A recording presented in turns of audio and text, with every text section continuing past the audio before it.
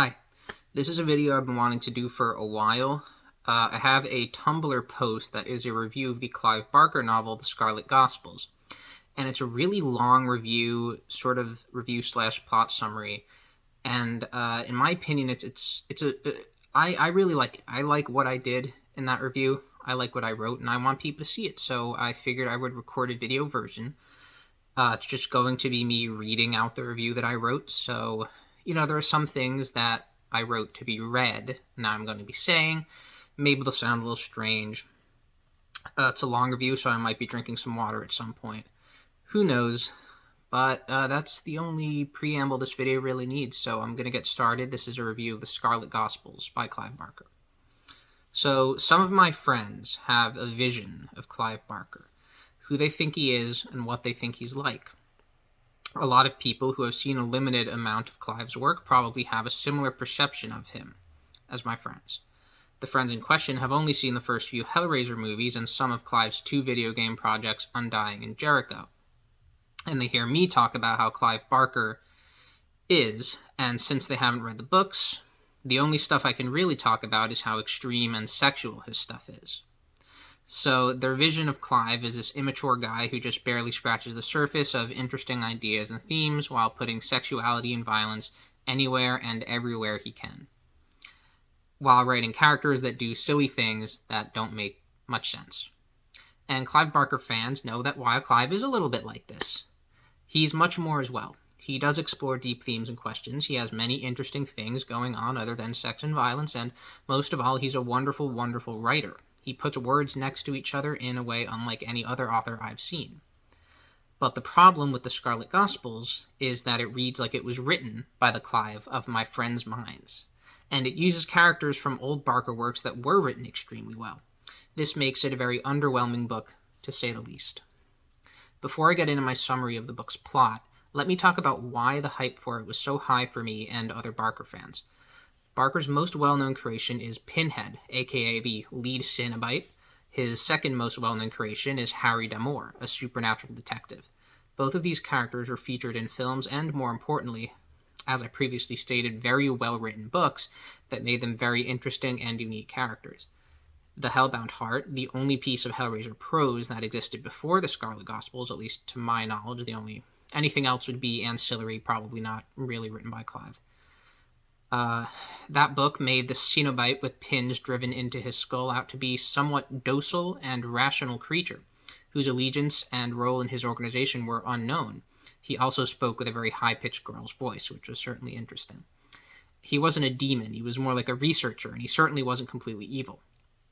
In the movie, Hellraiser, he was much the same, but was definitely the leader of the group, and of course he had a male voice.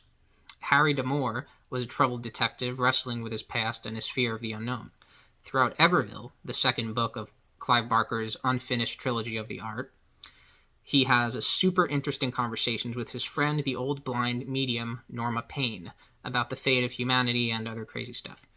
At the end of that book, he has changed as a person and is poised to be a very important character in the third book in that series, which is still yet to be written. So we have 2 pretty formidable characters here. So when Clive Barker first started talking about the Scarlet Gospels as a novel, it was originally a short story or a novella. Here's how it was pitched to us. A massive 800-plus page epic that united these 2 interesting characters and had them do battle with each other, ending with the final death of the being known as Pinhead.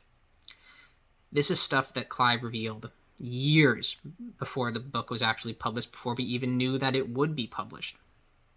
In this book, we would learn Pinhead's real name, and this would be the Pinhead in the Hellbound Heart in the first 2 Hellraiser movies, not the other movies of the franchise or the Hellraiser comics or any other media. This book would be canon to the art series and would take place in between the second and third book of that series. In it, Harry D'Amour would be changed forever, and since this would impact his role in the third book. It will be, Clive said, the most metaphysically ambitious book of his since Imagica. He described a few scenes that were going to be in the book, such as one where Harry first meets Pinhead as a preteen at a Catholic school, and one where Harry has a vision of Jesus and realizes that Jesus' crown of thorns is similar to Pinhead's pins. We would journey back to the night of the Nativity and see what really happened there. These are some very lofty statements, but if anyone could deliver on them after writing such a huge and layered novels as A Magico, Weave World, and the books of the art, it would be Clive Barker. But that version of the Scarlet Gospels that Clive talked about for so long was not the version we got. The Scarlet Gospels is a mess of half-formed characters, a rushed mishmash of ideas that doesn't give any of its elements time to take form and shine. Some of the myriad problems it has have explanations. Some don't. For starters, the book was only 340 pages long, less than half of the original projected page count. The book does not seem to be canon to the art trilogy, and if Clive does act like it is in the third book of that series, that will be a plot hole. Events from those books would have been far too important not to mention in this one, and there would be several inconsistencies besides that. To explain the other problem, let's take a look at the entire plot of the novel. This section has a lot of spoilers, and so does the one after, so if you haven't read the book, you should definitely stop watching this right now. The book begins with a scene of Pinhead killing sorcerers. This is just Clive having fun with his crazy imagination, something he does throughout the entire novel, often to an unsatisfying effect. Some of it's pretty damn cool, and Pinhead, who is referred to largely in this book by the moniker Hell Priest, I believe this is the real name that Clive was really talking about, not an actual name, but a name for everyone to call the character. The Hell Priest comes off as a terrifying, mysterious, and nearly unstoppable figure. He takes one of the magicians in as his henchman and kills another one by making her pregnant with a demon baby that explodes out of her, killing her, and quickly grows into a small child that eats the remains of the magicians after Pinhead has left and scampers away. It is not seen again. Then we move on to Harry D'Amour in New Orleans. He's getting older. He was also getting older in Everville, the second book of the art, and he appears to be the same age here. He reminisces about some things in his life, specifically a very traumatic event that was his first exposure to demons. This recollection is fairly well written, though it feels like it's all been done before. Harry then goes to an abandoned house on behalf of the previously mentioned medium, Norma Payne, a great friend and mother figure to D'Amour. He wants to help her help a ghost, which is what Norma does for a living. She helps them pass on. But this ghost was actually working for Pinhead to try and lure Harry in so Pinhead could test him. Harry finds a lament configuration, the famous box from the Hellraiser movies, and accidentally opens it. And I swear these things get easier to open every time they show up. This one sort of puts you in a trance after you've tinkered with it a bit, so you're like sure to open the rest. You're just kind of in a trance working at it. So that opens up and summons Pinhead. Harry sees him and doesn't remember him, and his memory doesn't come back to him later because that flashback of them meeting when he was younger was cut. It's not mentioned. Pinhead doesn't want to kill Harry, but he does want to test him, so he has Harry fight the sorcerer that he took as a henchman while the whole house collapses. And there are actually other supernatural entities in the house that aren't demons and aren't like anything else in the novel, and their kind are not seen again. And they help Harry in that fight, and one of them is called a Yart. I don't know. So Harry beats the henchman, but gets very injured in the process. He gets picked up by two New Orleanians. One is an old man, the other is Dale, a young flamboyant gay man who occasionally has visions of the future. This is where things start to get shakier. Everything before this point in the book is actually fairly well done, despite the gripes that I clearly have with it. So Dale and the old guy ask this medicine woman to give Harry something to heal him, but the healing potion just gives Harry a dream where he fights a monster made of hair and shower gunk. It's actually a pretty fun scene, but it certainly doesn't have any bearing on anything. And when he wakes up, he yells the woman out of the house, and we find out she's actually a man. This is not mentioned again. This character is not seen again. He then goes back to New York, where he finds that Norma has gone into hiding at the place where they first met because the ghost of the brother of a shrink Harry was seeing was jacking off in the waiting room. If you didn't quite get that line, I'm not going to attempt to explain it because that's probably how I felt while reading it. In the basement of that house is an unrelated sex dungeon, okay? Not related to the ghost that was jacking off, where a different guy used to crucify himself for pleasure, and Harry and Norma have a nice conversation there that I don't really remember. Meanwhile, in hell, Pinhead has a meeting with a powerful demon called the Unconsumed, who is nervous about Pinhead's actions but does nothing about it. Pinhead then murders every single member of the Cenobite Order, except for one guy who doesn't matter and doesn't appear again.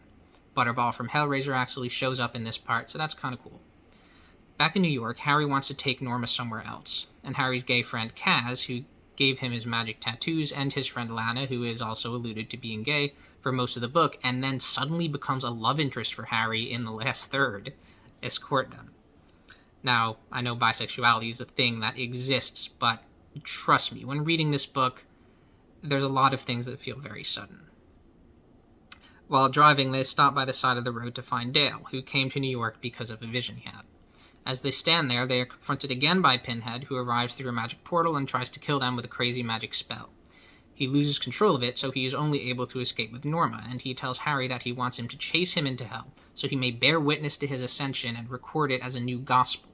That's where the book gets its title. Harry follows him through the portal, but they don't end up in the same place in hell, and the chase begins.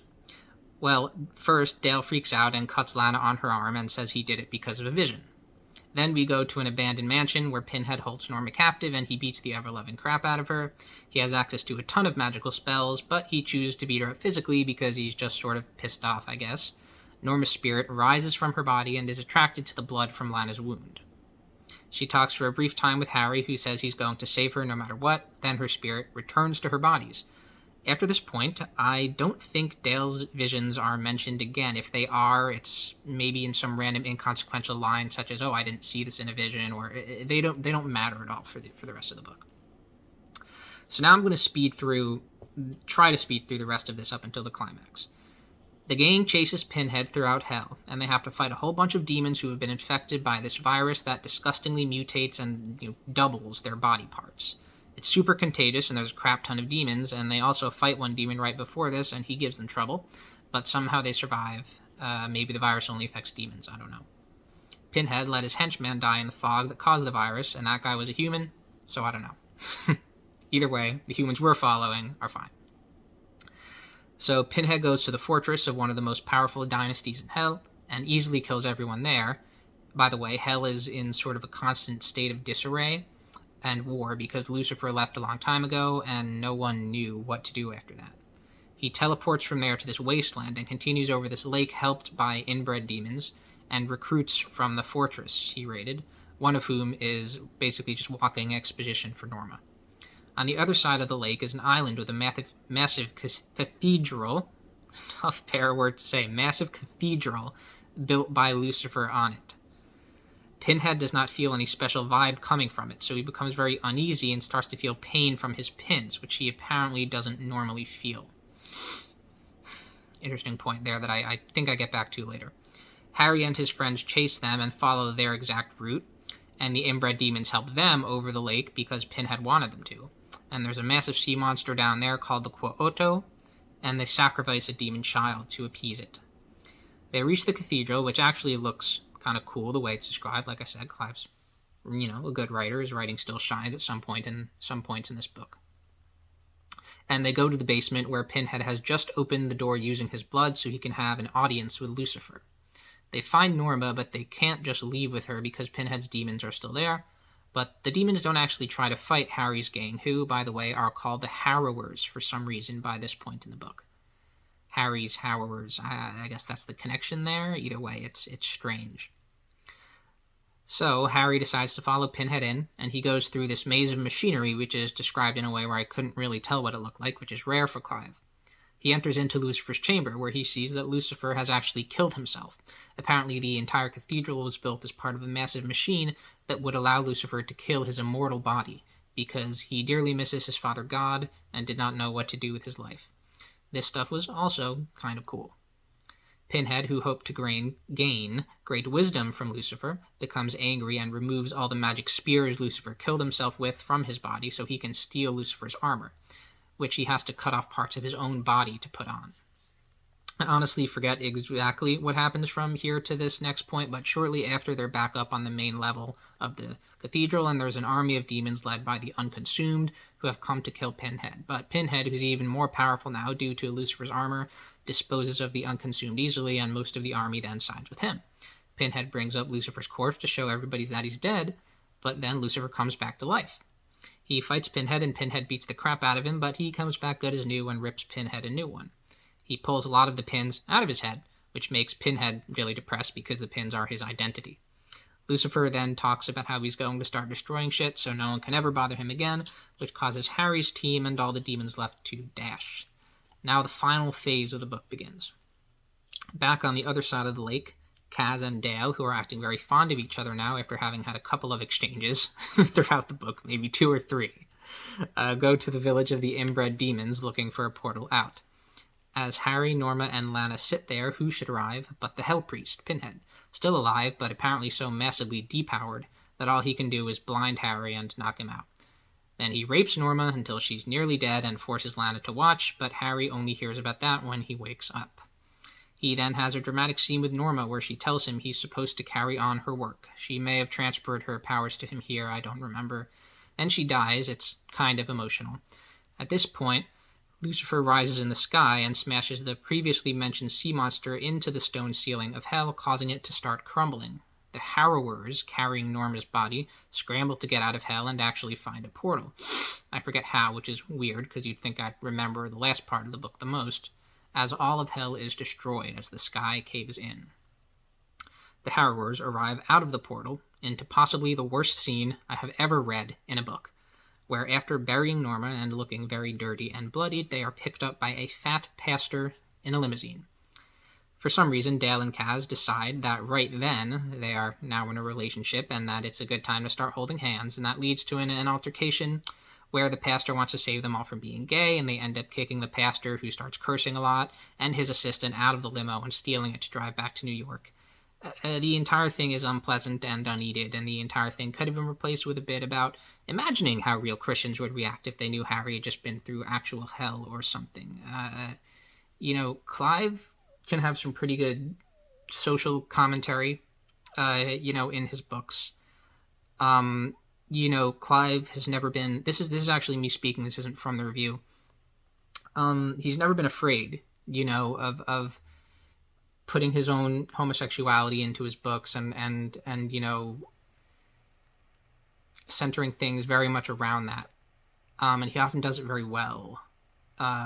But this book is not that case. Any of the gay elements of it just seem shoehorned in. The argument, I guess, against that would be, well, gay people can just be gay and that the plot doesn't have to revolve around that. Yes, that is true. But when you have, 3 main characters who have that aspect of them, it does become interesting, let's say. You wonder why exactly the author made the decision to do that, because it clearly is a decision. It is not something that you can just read and go, oh, okay, sure. That's what I mean, sort of, when I say that the Clive that wrote the Scarlet Gospels is the Clive that my friends think he is. Basically, just anything concerning sexuality, not just things that are actually deviant, but, just anything concerning sexuality, just regular LGBT stuff is just thrown in. It's Clive's done much better than just, oh, we're going to have our characters randomly meet some Christian pastor who hates them because they're gay, and then they freak him out by saying, oh, we've just been to hell, and they kick him out of his own car, and he's really fat and ugly, and it's like, I don't know, what is this? What book is this that we're reading right now? I did, that was mostly improvised. I hope I did it okay. I wanted to sort of explain those points further because, it's a very touchy subject. When I say something earlier in the review, he meets this medicine woman who later turns out to be a man. I'm not trying to say anything by doing that. I don't really remember specifically the events of the book. I can just say that it was written in there and it was thrown away. So if I'm describing it and it seems like, oh, the way you're describing this is sort of flippant and maybe not, considering how LGBT people might be reading this, I'm very possibly giving more thought to it than Clive did when he wrote it. I think that's a good way to put it. So let's continue with this summary review. So, meanwhile in hell, a couple angels wonder what the heck happened, and Pinhead, getting weaker by the moment, hobbles to the top of a tower, where he sees lights erupting all around hell as it's presumably about to rebuild itself or something. As the lights shine their brightest, his face cracks in half and he passes away. That's the death of Pinhead. We never learn his real name, as I previously stated. In the human world, Lucifer is now actually running around, and he has sex with this woman a bunch of times, but it's not described in detail or treated like it's supposed to be scandalous or crazy like a lot of the other sexual elements of the book, so it's relatively bearable. He resolves to make a name for himself, which are literally the words used. That confused me a lot. Lucifer's like, I'm going to make a name for myself.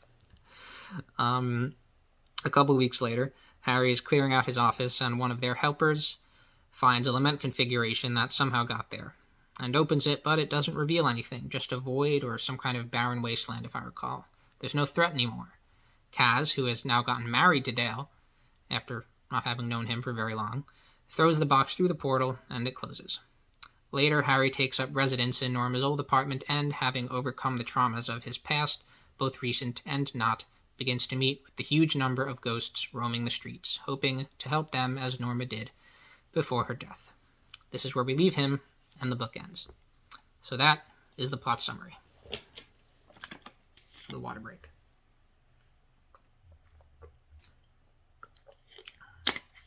So, let me start by saying that yes, while I did forget some things in there, that is a summary of the plot that goes over every important moment in the book. The only things it leaves out is some inner monologue type stuff from Harry and Pinhead that slightly help to push the theme of the book, which I will get to. But other than that, everything is represented. As you can see, it's a weird, meandering collection of half-baked ideas. There are a few things that almost make you think that Clive is planning a sequel to this book, such as the stuff with Lucifer. But most of it is just there. The general goings-on in hell, which seem interesting, are not elaborated on.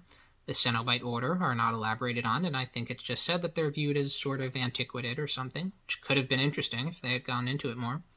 The Engineer, a character who you heard about, a character who, if you heard about a sequel to The Hellbound Heart, you would have been sure would be heavily involved, is not mentioned.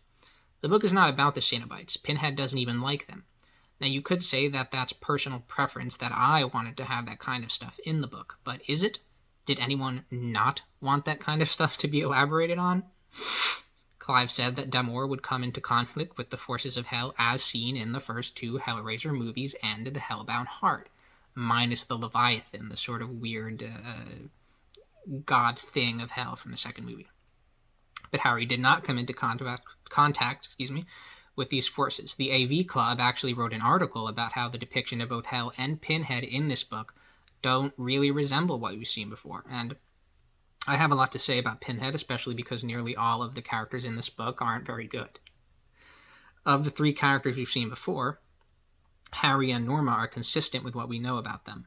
Aside from their experiences in Everville seemingly having been erased, Harry is the troubled but good-hearted guy we know, and Norma is his snarky friend and advisor. Pinhead on the surface is definitely the Doug Bradley version from the Hellraiser films, and he seems in the intro to be that exact character. And much of his dialogue throughout the book is very cool and fitting to that version of the character. But the more you go into the book, the more you see his true personality.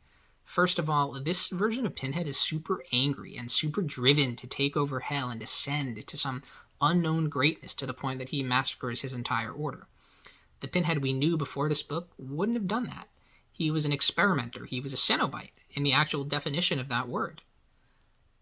Which I don't remember fully, but it's sort of, a religious scholar of some sort.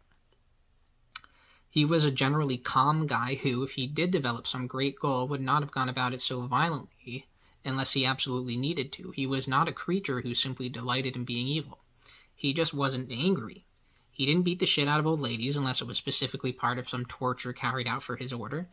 Even then, he probably would not have done it with his bare hands. The Pinhead of the third and fourth Hellraiser movies was an angry guy who wanted to take over the world, and those movies, aren't that good. And what the heck was this stuff about Pinhead not feeling any pain from his pins? Isn't that like a huge part of his character that he does? I mean, the Cenobites are in a constant state of pain as part of their monastic duties, similar to monks taking a vow of silence or nun's chastity, right? And even beyond the problems of comparing him to his older incarnations, there are problems with him in the book. His goal is fairly undefined, and if it was simply to be as possible as I powerfully can, then we needed him to explain that more. To explain that all he was really seeking was great enlightenment.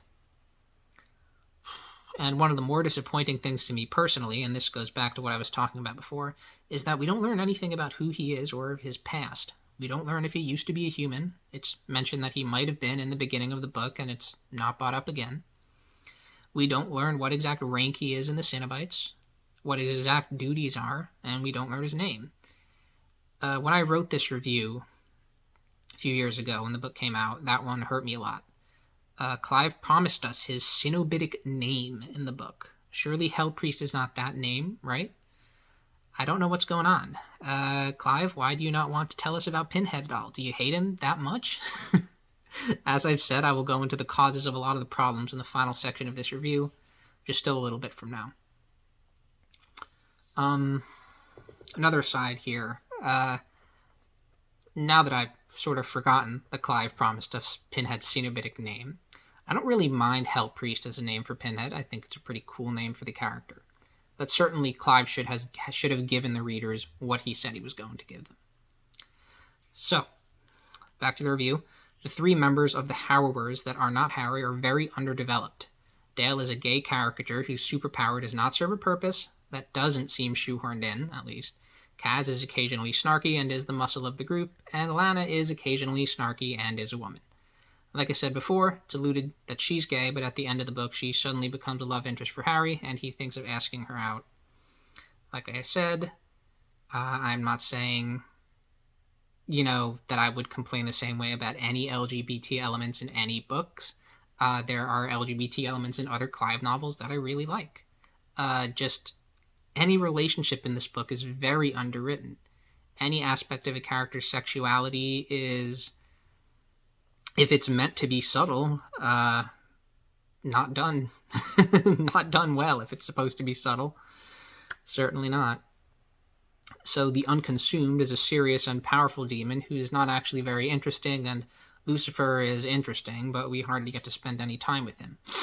Pinhead's henchman, who I mentioned a few times, isn't that bad because he's supposed to be just this guy trying to survive, and the pastor in the limo, as I mentioned, is really awful. The Aberrat books had some weird one-note characters, but none as bad as that. That's pretty much it for the characters. So the book is way too full of all this sexual deviancy that doesn't belong. And like I previously stated, LGBT elements, the crazy sexual deviant elements, very different things in the book. They're not related. Do you remember that part of the plot summary after Harry meets Pinhead? Do you remember how much weird, random sexual stuff was mentioned in just that short period? And there's plenty of similar stuff that I did not mention in this review throughout the book. The New Orleans house was also a weird sex dungeon. Harry's old police partner was getting a blowjob in a flashback. There's some weird demon masturbation thing that I didn't even write in this review. It's just all too much. Everville had a shit ton of sex as well. But, as I sort of said in my previous asides, in that book it was done between characters who actually had a connection with each other, and Clive took the time to explain why these people were fucking each other. And I don't care how many gay people there are in the book. I care that they're not good characters. Okay? This is past me speaking. Dale is a caricature. Kaz is gay for no reason. Now that might be something I would amend if I were to write the review today. As I said, there was a learning that had to be done with my own media literacy of realizing that, having a character be gay and then having it not really be a part of their characters is an okay thing. I wrote this review a long time ago, so for that, I suppose I should apologize. In any case, those two characters get together at the end of the book, and that's for no reason. I stand by that. This is the same author who wrote a super rushed relationship into Aberrat 3, and then when people complained that it was rushed, said, wait, you guys think that was unintentional? I would never do something like that. Just you guys wait until the later books. Everville, like I said, also had gay characters, and it was surprising when they got together, but it was not for no reason. It just sort of seems that Clive came up with a lot of this on the spot to make the book spicier, because he knew that's what was expected of him. The violence is slightly more well integrated, but there are not a lot of memorable instances of that. Does the book have a theme? Yes, I think it does.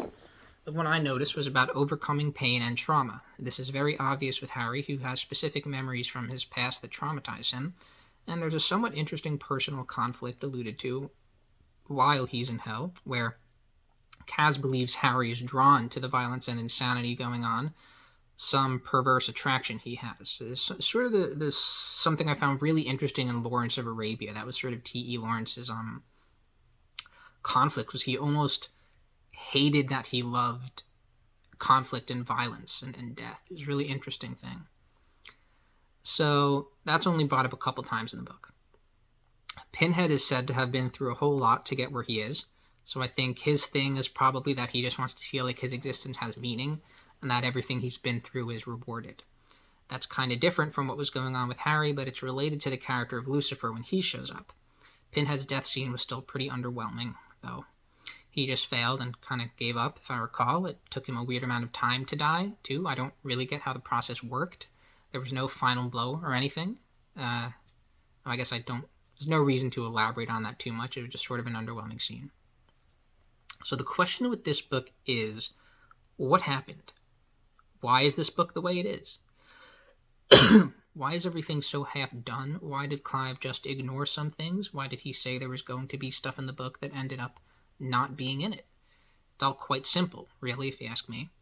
The Scarlet Gospels has been a short story since the late 90s, and then a book starting in at least 2004.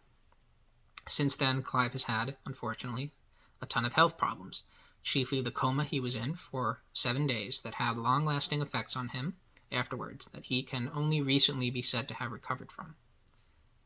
Still relatively recently, even we're considering this is years after I wrote this review. Well, while he was writing the Scarlet Gospels, he wrote several other books, including Aberrat 3, which also had a troubled creation period, the video game Jericho, and he contributed ideas to the newest series of Hellraiser comics and one or two other comic series. I think it's very possible that many of the ideas he was going to put in the Scarlet Gospels ended up being used in some of the other material, though he did insist that no material in the Hellraiser comics would appear in the book, but that's not the same as saying he did not remove anything from the book and put it in the comic. I also think that Clive was rushed to finish the book. By who, I don't know. Publisher, I suppose. His original plan was to finish it after the entire Aberrat series was finished, and sure, it could have simply been a creative choice to finish Gospels first, but if it was Clive's choice, I'd think it would have ended up in better form. So I think Clive looked through the book, cut out all the stuff he had already used, and decided, or was told, he needed to consolidate everything even further, leaving only the most extreme and sort of cinematic movie-type stuff in. Clive may have even wanted to just get it over with after coming out of his coma. As I said, we don't necessarily know if he even likes Pinhead, and it may have been a conscious choice to cut explanations on the Cenobites and the reveal of his real name out because of a combination of that dislike and maybe some ill-informed want to be mysterious, seeing as the mystery of the Cenobites is part of what made them so likable in the first place. At this point, however, I think readers deserve some explanation because Clive promised it. In order to get the maximum audience out of the novel, he also had to cut out the stuff with Jesus. This was my theory when I wrote this review. If that was the case, I would have been surprised if he agreed to that. He does not seem like the type to cut things because he was told. So that may not be true. However, it does seem like there's a lot of stuff aside from the Jesus stuff in the book that was cut. And I feel like surely much of this must not have been Clive's own choice, right? So I think he must have been told to cut, maybe the connections to the art books that were in there. And excuse me. What I haven't said yet is that those cuts of the connections to the art novels may end up being for the better because the universes of those novels and the Scarlet Gospels don't work that well together anyway.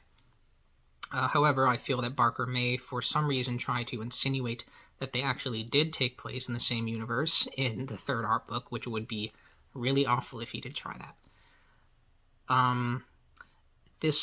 All this rampant cutting, whether he was told to or not, the flashback where Harry first met Pinhead was also cut.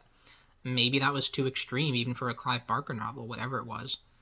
All that contributed to the book we got, and it wasn't a very good book.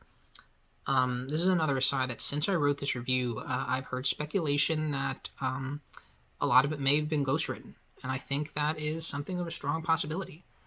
I know there was a period in the lead up to the finishing of the book where there was some sort of marathon writing session that Clive went on. And I know he had two other guys there helping him. One of whom is Mark. Is it Mark Miller or Mark Millar? I don't remember. If there's an ER and AR there. But in any case, this guy Mark is someone who has a very close association with Clive, and he's someone who I believe wrote a standalone. Well, not standalone. It might be related to Scarlet Gospels even. I haven't read it because Scarlet Gospels is bad. He wrote a Hellraiser novel after the Scarlet Gospel called Hellraiser Heaven's Reply.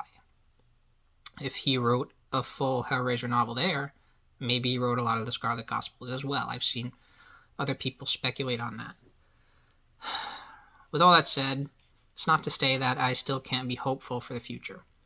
Clive had a dark period in his life where he had huge health problems, relationship problems, and problems finishing his books, and those caused the Scarlet Gospels to be released as a shade of what it could have been. But I don't think his creativity is gone. I want more than anything for him to craft satisfying conclusions to the Aberrat series, where he has considerably more freedom to do whatever the hell he wants, because basically the entire concept of that series is to be a brain dump for his imagination and the books of the art. And I really hope he can. Clive is not the guy my friends think he is.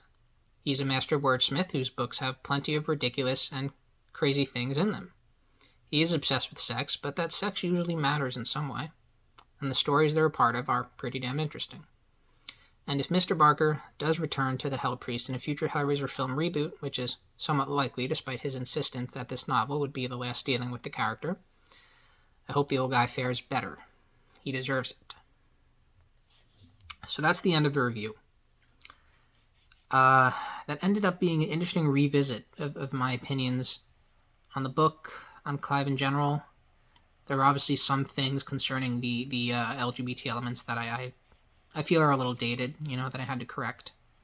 I don't mean to exclude anyone. Any reason that I mention any LGBT elements is purely to criticize Clive's writing, not necessarily the inclusion of those elements. I'm not criticizing. It's just Clive's writing in this book that I didn't like. And, it's interesting to see where things have gone in the years that have passed since I wrote this review. We're now getting a Hellraiser series on HBO Max, which is being worked on by Michael Dougherty, a guy who has had associations with Bryan Singer, which is a little odd.